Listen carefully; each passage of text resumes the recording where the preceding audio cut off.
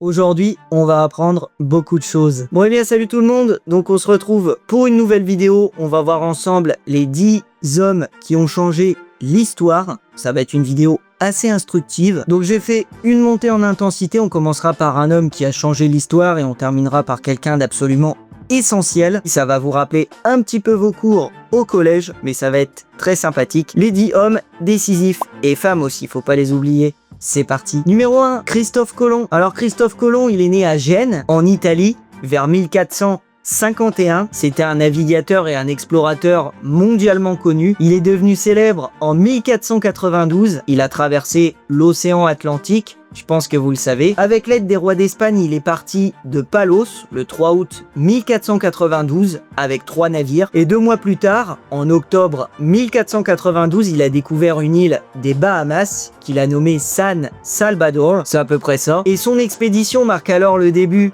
des grandes découvertes. Il faut savoir que Christophe Colomb est resté persuadé jusqu'à sa mort d'avoir découvert l'Asie et non l'Amérique. Mais son voyage a ouvert à la colonisation et a changé l'histoire forcément de manière durable. Mais cependant, Christophe Colomb, dans l'histoire, ça reste quand même un personnage contesté. Il a notamment été critiqué pour sa gestion violente des populations locales. Numéro 2, Charles Darwin. Charles Darwin, c'était un scientifique anglais. Il est né en 1809 dans une famille de médecins et de scientifiques. Depuis son enfance, il aimait beaucoup observer que ce soit la nature, les animaux, les plantes et même les fossiles. Et donc en 1859, il a publié un livre très important, ça s'appelle L'origine des espèces. Et dans son livre, il explique que les espèces ne restent pas toujours les mêmes, mais qu'elles évoluent petit à petit. Darwin a découvert que ce changement s'appelle la sélection naturelle. Donc en gros, les animaux et les plantes qui sont les mieux adaptés à leur environnement ont plus de chances de survivre et d'avoir des enfants. Et les enfants, après, ils héritent des caractéristiques de leurs parents et petit à petit, ils évoluent eux-mêmes pour mieux vivre dans leur milieu. Donc c'est un peu technique, hein, mais en gros, c'est ça. Et donc avant Darwin, on pensait que les espèces avaient été créées une fois pour toutes et sans changer. Sa théorie, elle a donc beaucoup modifié notre façon de comprendre la vie et elle a eu un impact durable sur la science et la médecine. Numéro 3, Marie Curie. Alors une femme du coup. Donc Marie Curie, elle est née en 1867 à Varsovie. Elle est devenue française par la suite. Et en 1891, elle s'est installée à Paris pour étudier à la Sorbonne, à une époque, on peut le dire, où très peu de femmes avaient accès aux études supérieures. Et donc 3 ans plus tard, en 1894, elle a rencontré son mari avec qui elle a partagé sa passion pour la science. Et en 1898, ils ont découvert ensemble 2 nouveaux éléments, à savoir le polonium et le radium. Ces éléments permettent alors de mieux comprendre la radioactivité, un phénomène qui est totalement nouveau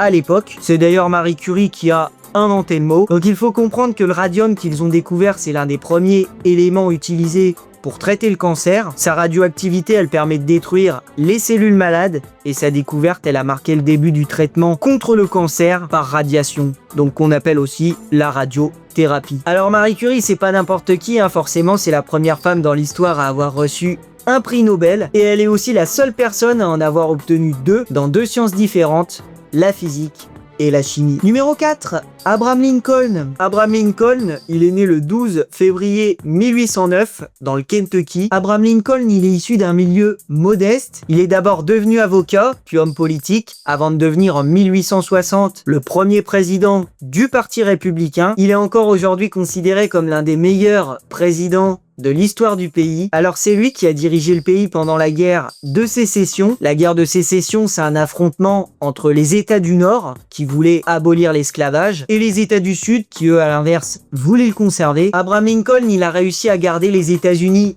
unis, enfin bon, on va dire plutôt soudés, et il a aidé le Nord à gagner la guerre contre le Sud. Et en 1863, donc pour être précis, il a déclaré que les esclaves des États du Sud en rébellion contre l'Union étaient libres. Et cette mesure, elle a ensuite ouvert la voie à l'adoption du 13e amendement. Le 13e amendement, il a aboli l'esclavage sur l'ensemble du territoire américain 2 ans plus tard, donc en 1865. Et finalement, son assassinat après la fin de la guerre et l'abolition de l'esclavage du coup, a plongé le pays dans le deuil et a empêché la réalisation de son projet qui visait à réconcilier les États du Nord avec ceux du Sud. Numéro 5, Winston Churchill. Winston Churchill, c'était un homme politique britannique, un écrivain aussi, mais surtout un brillant orateur. Donc lui, contrairement à Abraham Lincoln, il est né dans une famille noble, il a commencé sa carrière en tant que militaire et journaliste, puis il est entré en politique en 1900, donc 1900 tout pile. Il a occupé plusieurs postes importants avant de devenir Premier ministre en 1940. Il avait 65 ans à ce moment-là, et alors que l'Europe est presque sous le contrôle d'Hitler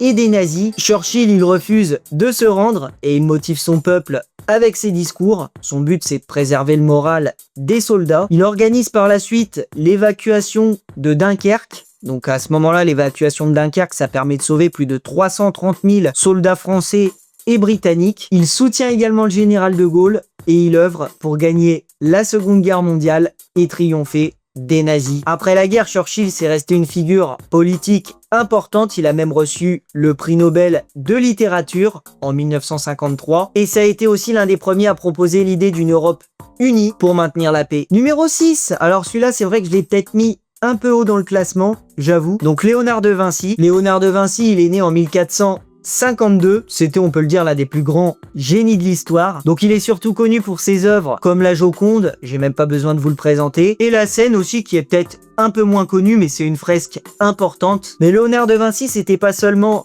un peintre, il a imaginé et il a dessiné des machines très en avance sur son temps. Alors tenez-vous bien, le parachute, l'hélicoptère, le char d'assaut, la bicyclette, la mitrailleuse ou encore le scaphandre. Beaucoup de ces idées n'ont pu être réalisées que des siècles après, puisqu'à l'époque il y avait des limites technologiques et certains matériaux qui n'étaient pas disponibles. Et du coup, pour vous prouver véritablement qu'il était en avance sur son temps, il faut savoir que c'est lui qui a inventé le premier parachute de l'histoire. Il l'a dessiné vers 1485. Il s'agissait d'un parachute en forme de pyramide d'environ 7 mètres de diamètre. L'objectif était bien sûr de permettre à un homme de sauter dans le vide sans se tuer. À l'époque, l'invention, elle paraissait totalement délirante et elle a même jamais été testée. Mais en 2008, environ 500 ans après, un parachutiste suisse a sauté avec une réplique fidèle de son parachute et il a atterri sans difficulté. Numéro 7, alors lui, c'est mon favori, la légende ultime, Gandhi. Alors Mahatma Gandhi, Mahatma ça signifie aussi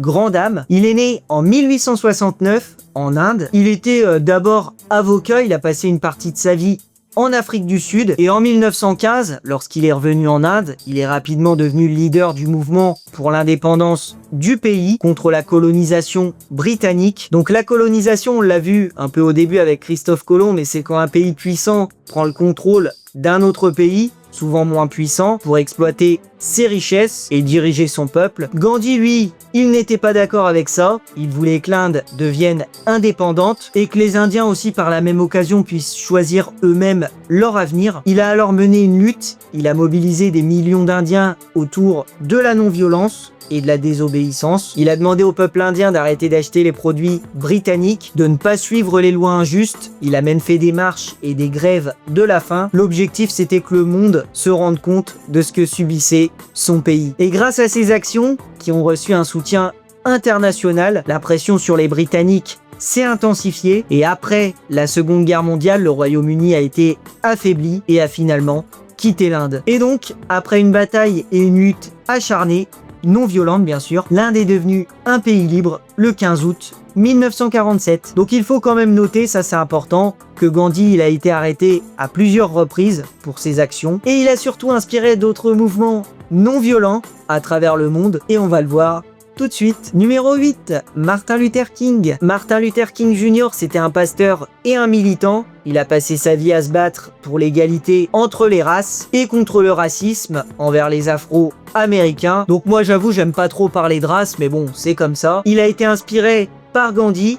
Il a organisé des actions importantes. On en a deux qui sont quand même assez majeures, notamment le boycott des bus de Montgomery en 1955. Les Noirs ont refusé de prendre le bus à cause du racisme, mais surtout la Grande Marche sur Washington en 1963, dans laquelle il a prononcé son fameux discours I have a dream devant plus de 250 000 personnes. Il parle de son rêve un monde sans racisme. Ce discours absolument légendaire reste encore aujourd'hui l'un des plus célèbres de l'histoire des États-Unis et même un des plus célèbres de l'histoire tout court, je pense. Ses actions par la suite ont joué un rôle majeur pour faire supprimer les lois racistes et donc il a apparu des lois en 1964 et en 1965 qui ont donné les mêmes droits à tous, comme par exemple le droit de vote, quelle que soit la couleur de peau. Et donc Martin Luther King, il a reçu le prix Nobel de la paix en 1964 et finalement son assassinat en 1968 à Memphis a choqué l'Amérique mais aussi le monde entier et aujourd'hui il reste encore célébré chaque année lors de la journée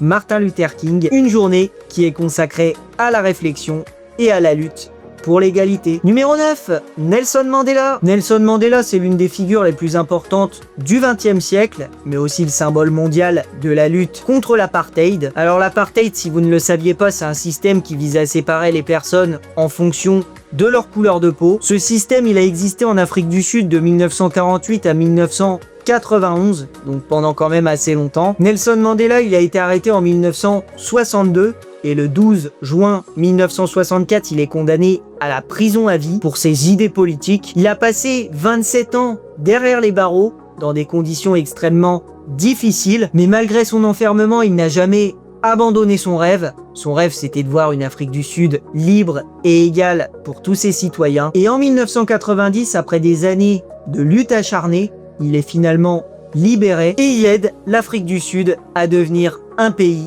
où toutes les races ont les mêmes droits. Et même 4 ans plus tard, il devient le premier président noir de l'histoire de l'Afrique du Sud, ce qui marque officiellement la fin de l'apartheid. Et en 1993, il a reçu lui aussi le prix Nobel de la paix qu'il partage avec Frédéric de Klerk, donc l'ancien président sud-africain, afin d'honorer leur combat qui a permis de transformer l'Afrique du Sud d'une dictature en une démocratie. Et numéro 10, donc le dernier, le plus décisif pour la fin, même si bon, les 3 d'avant c'était quand même assez énorme, Alexander Fleming. Alors Alexander Fleming, c'était un médecin et un biologiste écossais qui, on peut le dire, a sauvé des millions de vies. En 1928, il revenait de vacances et il a remarqué qu'un de ses plats contenant des bactéries était contaminé par un champignon. Il a observé que les bactéries disparaissaient autour, ce qui l'a amené à découvrir le pénicillium. Donc le pénicillium, c'est un champignon qui est capable de tuer les bactéries et ça a mené à la création du tout premier antibiotique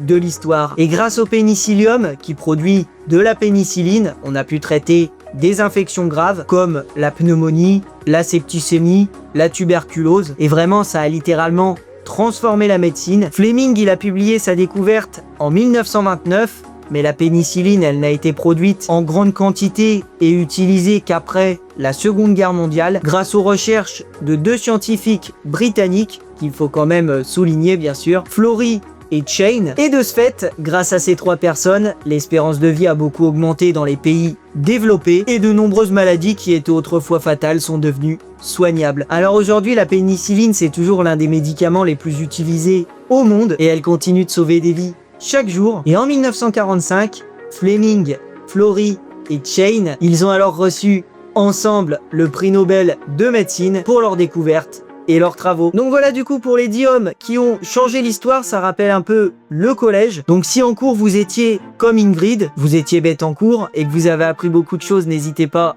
à vous abonner, à activer la cloche des notifications. C'était Hughes et je vous dis à bientôt dans de futures vidéos pour de nouvelles anecdotes et de nouvelles découvertes. Salut tout le monde. La créature, elle est présentée d'abord comme un homme préhistorique qui a été tué récemment dans le Minnesota. Alors un homme préhistorique en 1960, c'est quand même assez bizarre. Mais l'affaire attire l'attention du FBI